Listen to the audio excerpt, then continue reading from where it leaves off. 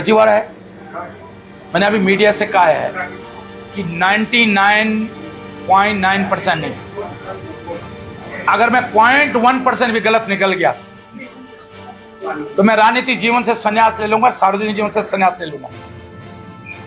लेकिन जो अधिकारी, ईडी के वो अधिकारी जिन्होंने फर्जी चार्जशीट मेरे खिलाफ दायर की है, खून हुआ ही नहीं, कह रहे खून कर दिया।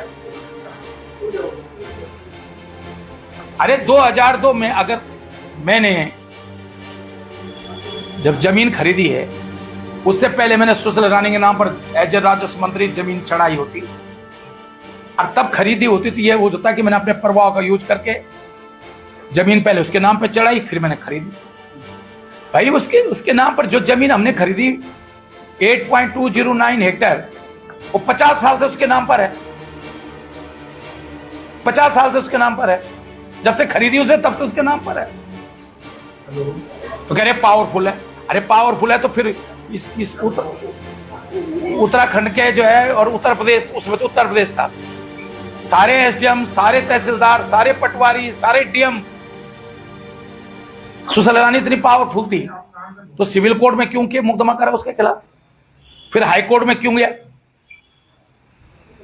तो हाई कोर्ट में अगर इलाहाबाद हाई कोर्ट में दर्ज कर देते कि भाई ये 6000 हमने इसको लौटा दिया और इसलिए हाई कोर्ट निर्णय करे कि हमारी जमीन वापस कर दी जाए,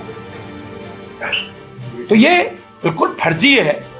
वो जानबूझ क्या, अब एक चीज सुनो, वो चोर अपने को कहेगा कि मैं चोरी कर दी मैंने। अब ईडी तो इस समय चोर है इस मामले में, वो कहेगी कि मैंने चोरी कर रहा हूं। अब ये दुर्भाग्य है हिंदुस्तान का। जैसे अभिनव कुमार ने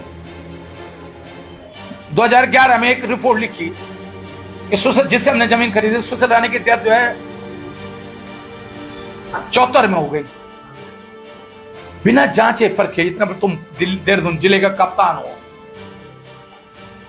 तुम इतनी फर्जी रिपोर्ट लिख रहे हो और बाद में फिर हाई कोर्ट भी और उसी पुलिस ने स्वीकार किया कि नहीं उसकी डेथ तो 2005 में हुई, 74 में नहीं।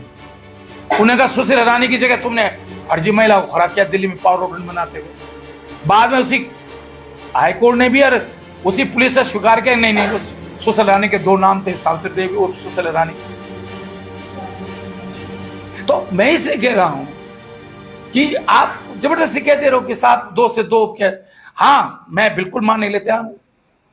आप रिकॉर्ड देख लो, मैं तो खुलेआम रिकॉर्ड दिखा रहा हूं और मेरे रिकॉर्ड पे भरोसा नहीं, आप तहसील विकास नगर चले जाओ कि भाई सुशील रानी के जो हरक सिंह रावत ने के परिवार ने जो जमीन खरीदी है, वो जमीन जिससे खरीदी है उसके नाम पर हरक सिंह रावत ने राजस्व मंत्री बनने के बाद कराई वो जमीन, या उसके नाम पर वो जमीन 50 साल से थी। एक आरोप और लग रहा है कि